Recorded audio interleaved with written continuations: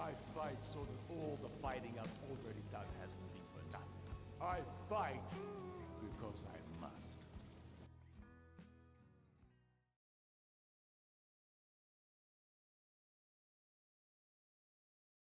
The Dragonborn waited, letting the silence stretch before stepping forward. His voice was quiet, but carried a weight that pierced through the heavy air. Tell me, Ulfric, when you lie awake at night, when the fires burn low and the halls fall silent, do you hear their voices? The voices of those who followed you into battle, who gave their lives believing in your cause. Do their faces linger in your mind, etched by firelight and sacrifice? The cries from the battlefield, the sound of steel meeting flesh, the gasps of their last breaths, or has the weight of your crown blinded you to the cost of wearing it? Ulfric's expression tightened, the question striking deeper than he anticipated. He straightened in his throne, his tone guarded. Their faces never leave me. Every name is a wound I carry, one I feel every day, at night. Their voices linger, some in gratitude, others in pain. I see their eyes staring back at me in the dark, asking if it was worth it. And yet, I must carry it, for if I do not, who will? But tell me, who are you to speak of such things, to question my resolve? The Dragonborn met his gaze, unwavering, a witness to what you cannot see. The cost is more than the lives of soldiers, Ulfric. It's the soul of Skyrim itself. Every death, every hold you take, every banner that burns, it frays the bonds that hold this land together. How much more can you take before Skyrim breaks? Galmar stepped forward, his growl rumbling through the hall. You tread dangerously, stranger. You stand before the true High King of Skyrim. Show respect. The Dragonborn turned their gaze to Galmar, his voice like ice. Respect is earned, not demanded. Do not mistake my restraint for weakness. Step aside, Galmar. This is not a fight you want. Ulfric raised a hand, silencing Galmar before he could reply. His sharp gaze remained fixed on the stranger. You speak boldly for someone who walks unbidden into my hall. Ulfric's gaze sharpened as he leaned forward slightly, his hand tightening on the armrest. For a moment, his irritation flickered, but curiosity softened the edge. What manner of stranger dared to challenge him in his own seat of power? His voice carried a mix of irritation and curiosity. What is it you want? The Dragonborn's voice sharpened. What I want is for Skyrim to survive. What I see is a war tearing it apart, while the Thalmor watch and wait. Your fight for independence has cost us dearly. End it now, before there is nothing left to fight for. Ulfric rose slowly, his shadow stretching across the hall. You would have me abandon my cause, kneel to the empire that sold us to the Thalmor, turn my back on the people who trust me to lead. The Dragonborn shook his head. No, I would have you lead not as a king, but as a protector. Unite Skyrim, not under your name, but under its people. Stand down and guide them, Ulfric, or watch as this war consumes everything. Ulfric's jaw tightened, his pride flaring against the words. You speak of unity, but unity under whom? Would you have me yield my people to an empire that no longer deserves them? The Dragonborn stepped closer, his voice unwavering. Unity under Skyrim itself, a united land that can stand against the true enemy. You're a warrior, Ulfric. You understand sacrifice. Sacrifice your crown, not your people. Show them that your fight was always for them, not for yourself. For a moment, the two locked eyes, the tension in the room a palpable force. Finally, Ulfric exhaled heavily, his voice quieter but no less firm. And if I do this, if I step aside, what then? Will the Empire leave us in peace? Will the Thalmor stop their meddling? The Dragonborn's voice softened, though it still carried the weight of conviction. They will not, but a united Skyrim can stand against them. Divided, we will fall. This war weakens us. End it now, and give us the strength to face what's coming. Ulfric's gaze hardened, his tone sharp as he fixed the stranger with a piercing look. "Who are you? Speak plainly, for I will not be led by riddles and half-truths. What gives you the right to stand here and question me?" For a moment, the Dragonborn said nothing. Then, with deliberate motion, he closed his eyes and drew a deep breath. The hall trembled as they summoned the full might of dragon aspect. Crimson scales of ethereal power encased him, flames roaring to life and illuminating the chamber in a fiery glow. The air crackled with energy, and the oppressive weight of his presence brought the room to a standstill. Galmar staggered back, his hand frozen on his axe, while Ulfric's eyes widened, his defiance tempered by awe. When the roar of power subsided, the Dragonborn stood tall, his presence commanding as the light of dragon aspect blazed through the hall, igniting the air with unrelenting energy. Flames danced along his spectral armor, illuminating every shadow. His voice echoed, not with anger, but with the strength of conviction and hope. "Who am I? I am no king, no noble, no ruler. I am a servant of this land, chosen not by ambition, but by the cries of those who cannot fight for themselves. When the skies fall and the storms rage, I am the voice that will rally our people.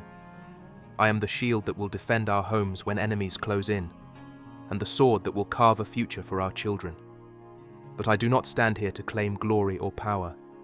I stand here for Skyrim, for her people, and for the promise that together we will rebuild this land from its fractures, restoring it to something greater than it has ever been before."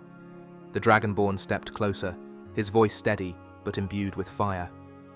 "I will fight for Skyrim's freedom, for her people, and for the soul of this land.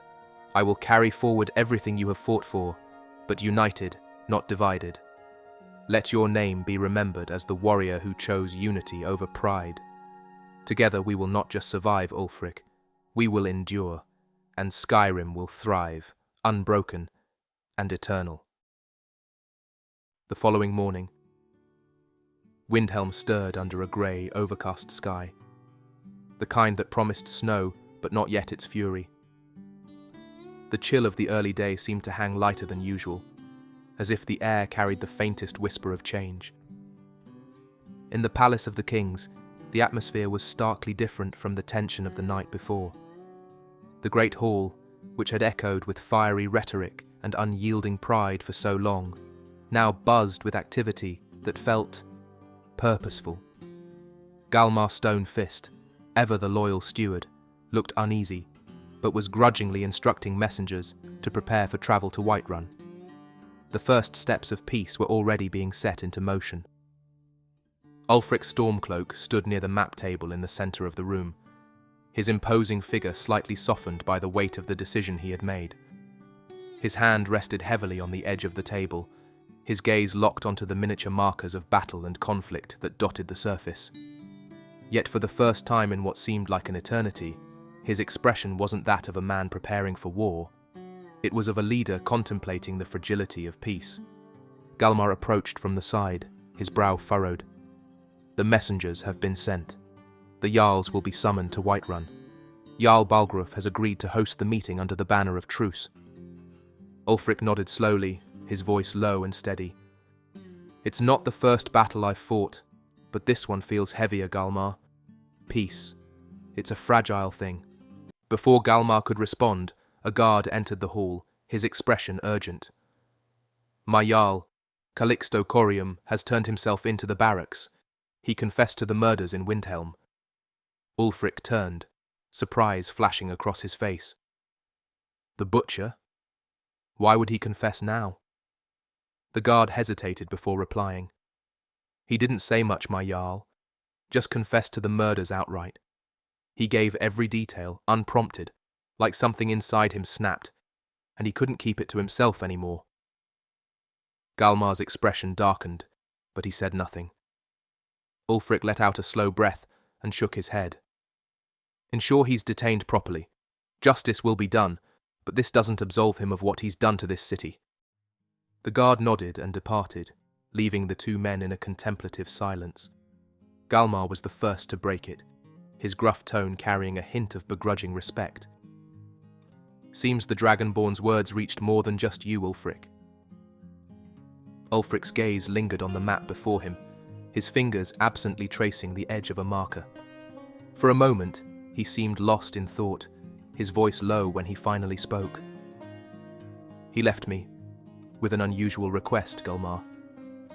Galmar frowned, his curiosity sharpening. "What kind of request?" Ulfric leaned back slightly, shaking his head with a faint, almost incredulous smile. His tone carried a rare softness, tinged with something deeper. "An orphan, a girl named Sofie. He asked if she could stay here, help the cook, find a place where she belongs." He paused, his expression shifting as the weight of his words settled. "It's a small step, but perhaps the first on a path I've long ignored." Outside the palace of the kings, the city was beginning to stir. The news of Calixto's confession spread quickly, and with it came a strange mixture of relief and unease. The scars of his crimes would not heal easily, but for the first time, Windhelm felt a flicker of justice.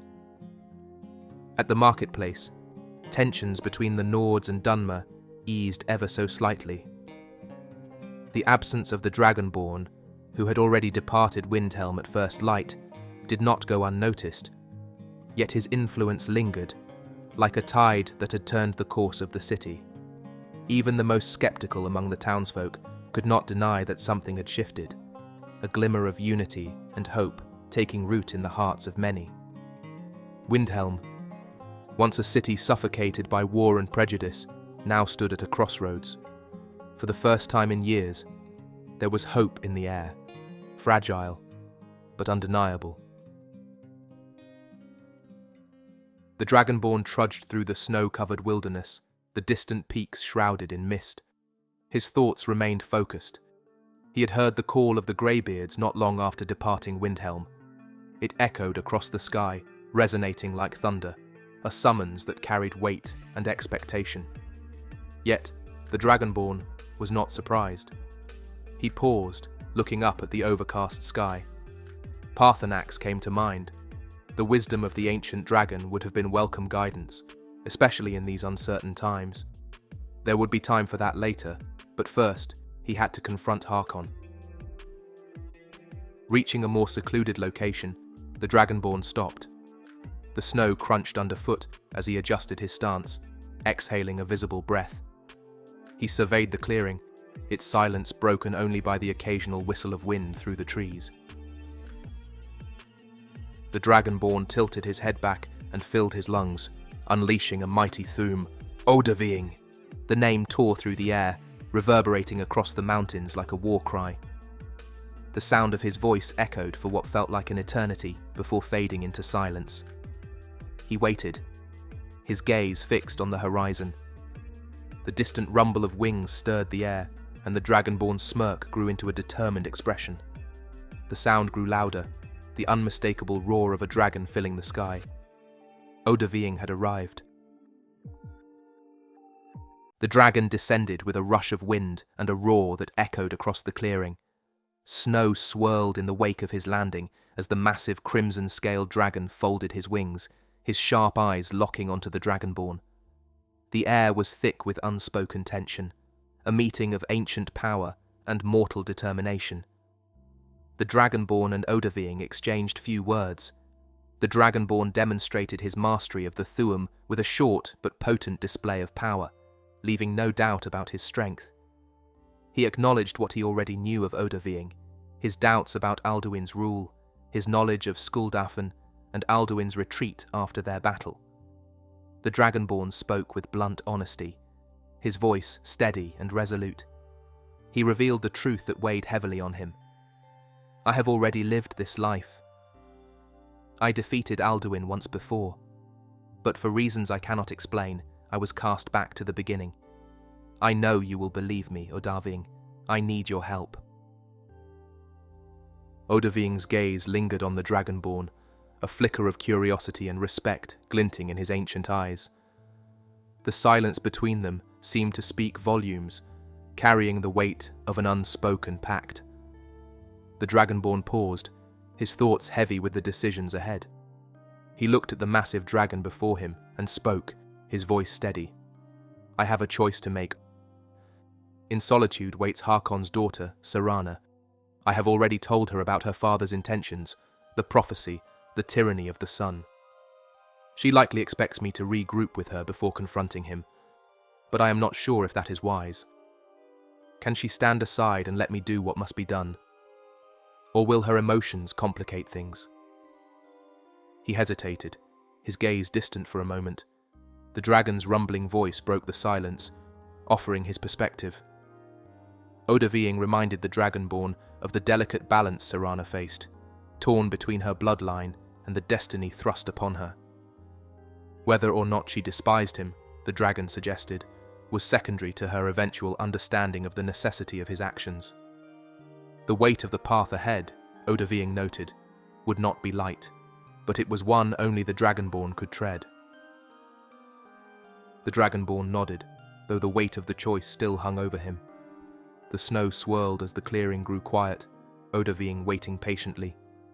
The Dragonborn stared at the horizon, his expression unreadable, lost in deep contemplation.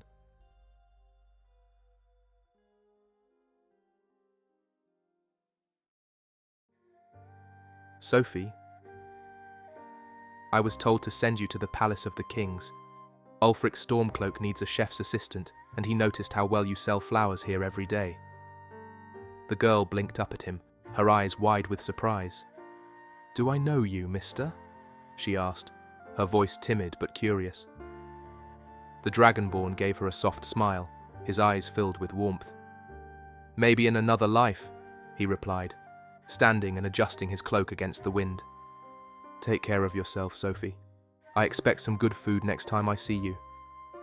As the girl beamed and ran off toward the palace, the Dragonborn turned away. His job in Windhelm was done, for now.